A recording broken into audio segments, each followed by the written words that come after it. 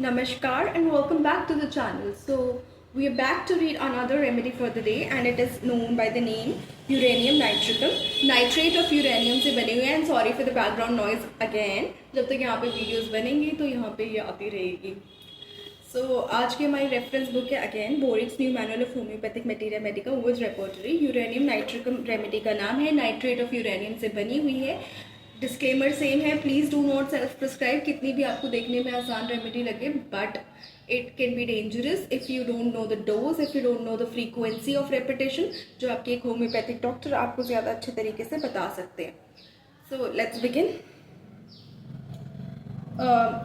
Proving के वक्त it has caused glycosuria and polyuria, यानी ग्लाइकोज यूरिया और पॉलीयूरिया कॉज किया है तो उसको ठीक भी करेंगे. ग्लाइकोज यूरिया क्या होता है? Basically presence of glucose in urine which usually happens when the kidneys can't reabsorb all the filtered glucose because of generally high blood sugar levels commonly caused by diabetes, but it can also result from kidney problems or certain medications. तो इसीलिए ग्लाइकोज urea एक diabetes की वजह से होने वाली kidneys को effect करने वाली कंडीशन में ज़्यादा पाया जाता है जब ग्लूकोज यूरिन में प्रेजेंट होता है. बाकी और भी किडनी डिजीज़ की वजह से जब किडनीज ढंग से काम ही नहीं कर रही किसी और रीज़न की वजह से उसमें भी पाया जा सकता है. तो ग्लाइकोज यूरिया में से दे सकते हैं. पॉलीयूरिया में से दे सकते हैं. Polyuria is production of an abnormally large amount of urine typically defined as more than 3 liters per day in adults. more than 3 liters per day in adults produce हो रहा है. अगेन ये सिम्टम्स कोरिलेट करते हैं, ये science and symptoms diabetes से, लेकिन ये किसी और चीज़ के कारण भी हो सकते हैं जिसमें आप इसको प्रिस्क्राइब कर सकते हैं. Okay, so then we get to glycosuria. Polyuria में दे सकते हैं. Then we move further. Is known to produce nephritis, diabetes, degeneration of liver, hypertension and dropsy. अब ये थोड़े बहुत ज़्यादा डिजीज़ हैं और या कंडीशंस हैं, तो इसमें definitely please do not self prescribe. Doctors की सलाह के बाद ही इसे लीजिएगा और कोई मिक्स एंड मैच करके रेमेडी अपने आप मत लीजिएगा. डायबिटीज़ को जो हम कंसिडर करते हैं वो उससे ज़्यादा बड़ी चीज़ है. It is a life threatening, it can turn into life threatening condition और it is also known as silent killer क्योंकि धीरे धीरे पेशेंट को मारती है. So diabetes is a group of diseases characterized by sustained high blood sugar level, that is sustained high glucose levels, which occurs when the pancreas doesn't produce enough insulin or the body can't effectively use the insulin it produces. तो उस case में आप इसको देख सकते हैं. बाकी सारे सिम्टम्स कोरिलेट होने चाहिए. अब जो हाइपरटेंशन हम कंसिडर करते हैं, it is basically high blood pressure, a condition where the force of blood against artery walls is consistently too high. Reading जो है 130 by 80 mmHg से ऊपर जाती है. अब इस रीडिंग में ये है कि कुछ लोगों का नॉर्मली ही 140 by 90 रहता है, मतलब उनका कभी भी नापो वो रहता है तो उनका रेगुलर हो जाता है. ओल्ड एज में थोड़ी सी रेंज हम बढ़ा देते हैं हाइपरटेंशन कंसिडर करने की. 140 तक ओल्ड एज में हो सकता है नॉर्मली भी रहता हो, तो ये सब्जेक्टिव भी हो जाता है. एक जनरल बात है कि 130 से बाय 80 से ऊपर होगा या 120 बाय 80 से ऊपर होगा तो हाइपरटेंशन होगा. लेकिन फिर उसमें और इंक्वायर करना होता है क्या शुरू से पेशेंट का बीपी ऐसा ही है, क्या शुरू से कोई और चीज़ से फ़र्क पड़ता है इस ब्लड प्रेशर में, तो उस हिसाब से आप हाइपरटेंशन कंसिडर करते हैं. उसके बाद नेफ्राइटिस के केस में इसको दे सकते हैं. Nephritis is basically the inflammation of the kidneys, often affecting their filters, that is glomeruli, tubules और surrounding tissues. Symptoms कौन कौन से होंगे? Blood and urine, swelling, decreased output urine का, high BP, fever, rash. Nephritis में ये सब हो सकते हैं. तो इन सब चीज़ों में आप इसको कंसिडर कर सकते हैं. अब यूरेनियम नाइट्रिकम के थेरेप्यूटिक की नोट्स क्या है? थेरेप्यूटिक की नोट्स का क्या मतलब हुआ? कैरेक्टरिस्टिक, अनयूजुअल और defining symptoms used in homeopathy to identify the correct remedy, यानी ऐसे सिम्टम्स जो आपको एक रेमेडी की तरफ गाइड करते हैं. तो यूरेनियम नाइट्रिकम का थेरेप्यूटिक कीनोट्स में आते हैं great emaciation, debility and a tendency to ascites with general dropsy. अब ग्रेट इमैसिएशन है. इमैसिएशन का मतलब होता है the state of being unusually thin और वीक. तो जब पेशेंट बहुत ही ज़्यादा थिन या वीक होगा तो ड्रॉपसी में ये आप कंसिडर कर सकते हैं. साथ साथ क्या क्या इमैसिएशन में आप ये कंसिडर कर सकते हैं. साथ साथ एक और है टेंडेंसी टू डेबिलिटी है यानी बहुत ज़्यादा physical weakness specially as a result of illness.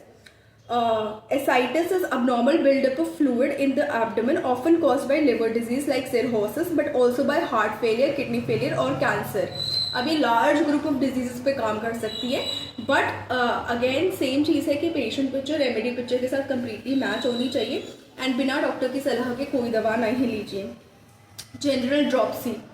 ये ड्रॉप्सी बहुत ही ओल्डर टर्म है, आउटडेटेड टर्म है for oedema which is swelling cause by accumulation of excess fluid in body tissues. अब जनरल ड्रॉप्सी है तो इसमें जनरलाइज स्वेलिंग है और इडीमा है cause by an accumulation of fluid in the body's tissue. पूरी body में फ्लूइड एक्यूमुलेटेड होने के चांसेस इस रेमेडी में ज़्यादा होते हैं और पूरी बॉडी में कहीं फ्लूइड है, साथ साथ डेबिलिटेशन है, इमैसिएशन है, टेंडेंसी टू एसाइटिस है, तो this is one of the best remedies which can be considered. Again patient पूरा कंसिडर करना है पिक्चर को. हेड क्या है पेशेंट का? इल टेम्पर्ड है, मतलब क्योंकि इतना बीमार रहा है तो ऑब्वियसली सोचने वाली बात है, ज़रूरी है, मोस्टली ऐसा होता है बीमारी में इरिटेशन ज़्यादा बढ़ जाती है, टेम्पर खराब हो जाता है, छोटी छोटी बातों पे गुस्सा आता है, तो इसमें भी इल टेम्पर्ड पेशेंट है. बहुत कम लोग होते हैं जो उसको मेडिटेट करके या कुछ करके उसको कंट्रोल कर पाते हैं, बट इस पेशेंट में इल टेम्पर्ड है. डल हैवी पेन है, मेंटल डिप्रेशन है.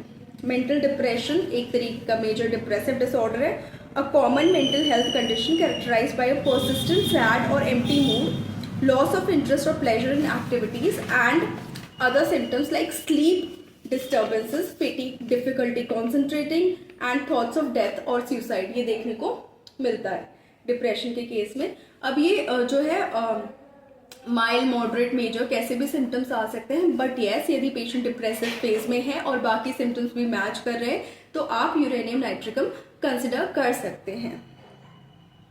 अब आते हैं आईज पे. लिड्स इन्फ्लेम्ड होती हैं, blepharitis that is inflammation of eyelids है, एंड एग्लूटिनेटेड रहती हैं. अग्लूटिनेशन का मतलब firmly stuck together to form a mass. वहाँ पे कहते हैं ना कुछ वो गंदा जो मटेरियल निकलता है, ढीट कहते हैं बहुत जगह, कि वो जम जाती हैं आंखों में, जिसकी वजह से आंखें चिपचिपी भी रहती हैं. स्टाइज के केस में दे सकते हैं, यानी अगेन आईलिड्स पे ऑयल ग्लैंड्स जो है वो ऑयल डक्ट्स ऑब्लिटरेट हो जाएंगी या मतलब जाम हो जाएंगी, जिसकी वजह से वहाँ पे बम्प बन जाएगा, फुंसी सी हो जाएगी, तो उस केस में इसको दे सकते हैं. उसके बाद नोज में नॉस्ट्रल्स सोर विथ प्यूरुलेंट एंड एक्रेट डिस्चार्ज. सोर है यानी बहुत ज़्यादा तकलीफ दे रही हैं, काइंड ऑफ पेनफुल इरिटेशन होती है उसमें, एंड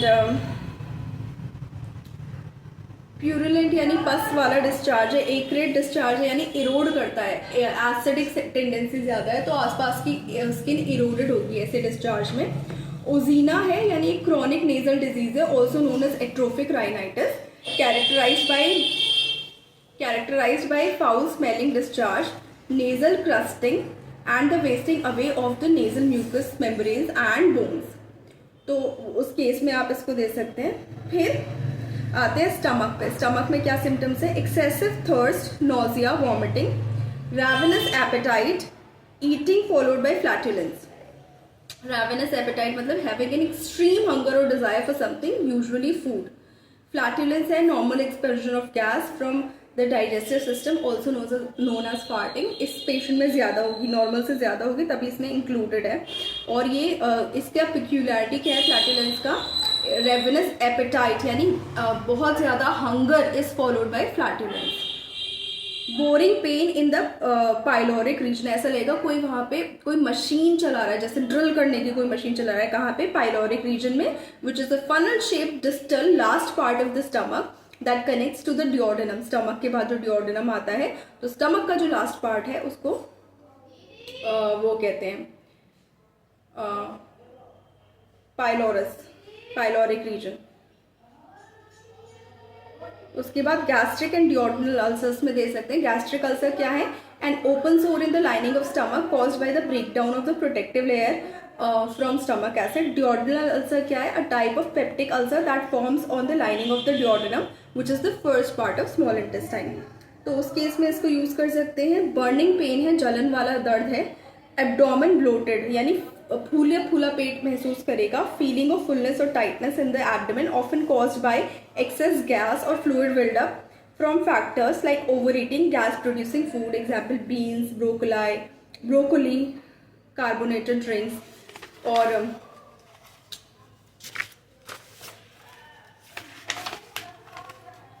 इन सब चीज़ों की वजह से या कोई भी गैस प्रोड्यूसिंग फूड की वजह से एब्डोमेन जो है ब्लोटेड रहेगी।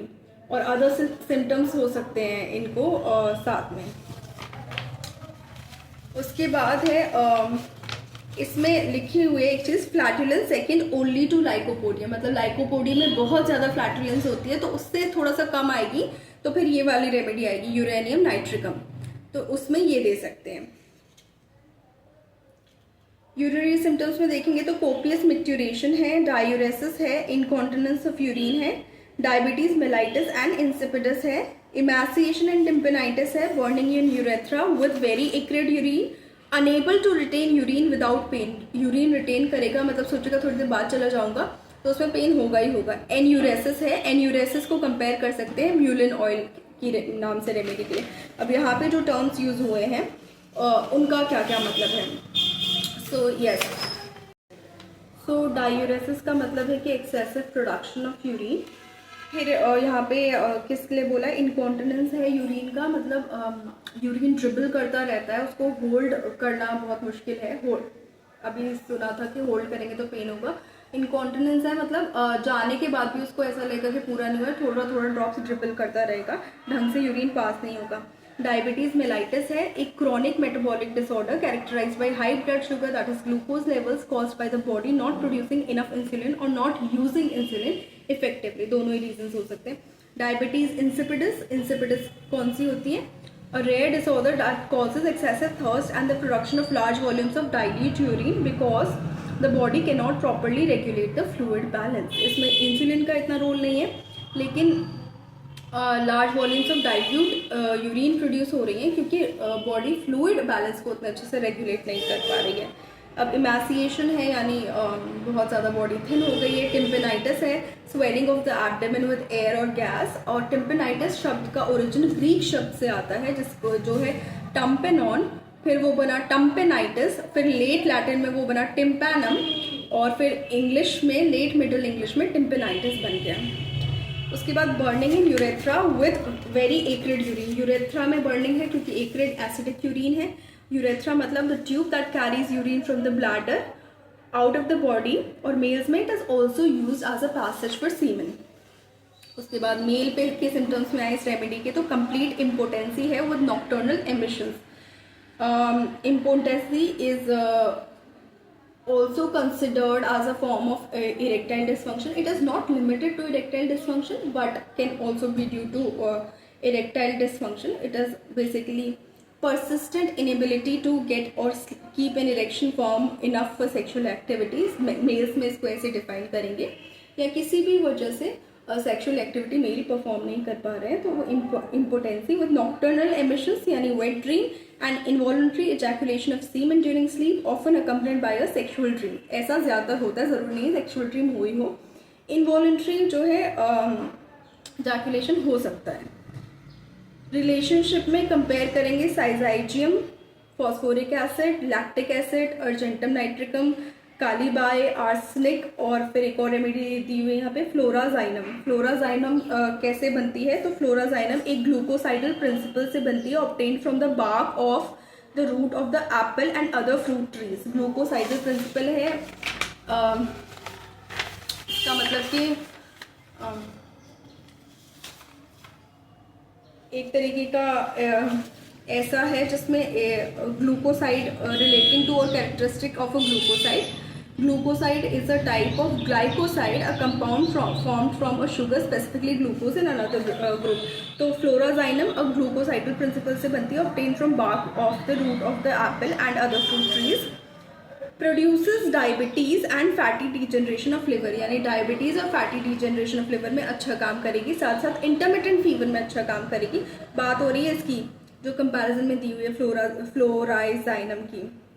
डेली डोजेस 15 ग्रेन्स दे सकते हैं। इसमें फ्लोराइजिन नाम का कंपाउंड होता है that causes glycosuria, no hyperglycemic results. Glycosuria होता है, लेकिन हाइपरग्लाइसीमिक रिजल्ट्स इतने ज़्यादा नहीं है. It compels the secretory epithelium of the kidney to break down serum albumin into sugar. There is no increase in blood sugar. Blood sugar का increase नहीं है, यानी मोस्टली एक्ट करेगी डायबिटीज़ इंसिपिडस में. फ्लोराजाइनम जो है डायबिटीज़ इंसिपिडस में ज़्यादा एक्ट करेगी. सिक्रीटरी एपिथेलियम ऑफ किडनी क्या होता है? It includes specialised cells like simple cuboidal cells in the tubules and intercalated cells in the collecting ducts which are responsible for secreting substances such as hormones, proteins and ions. Serum albumin क्या है? The most abundant protein in human blood produced by the liver. अब ये discuss हो चुकी है uranium nitricum और उसकी comparison में जो रेमेडीज दी हुई थी. यूरेनियम नाइट्रिकम की जो डोज बोरिक में रिकमेंड की गई है दैट इज सेकंड ट्राइचुरेशन. बाकी क्लिनिकल एक्सपीरियंसेस के साथ वेरी करता है. So that's it for this remedy. Please like the video, share the video, subscribe to the channel and do not forget to hit the bell icon. Thank you so much.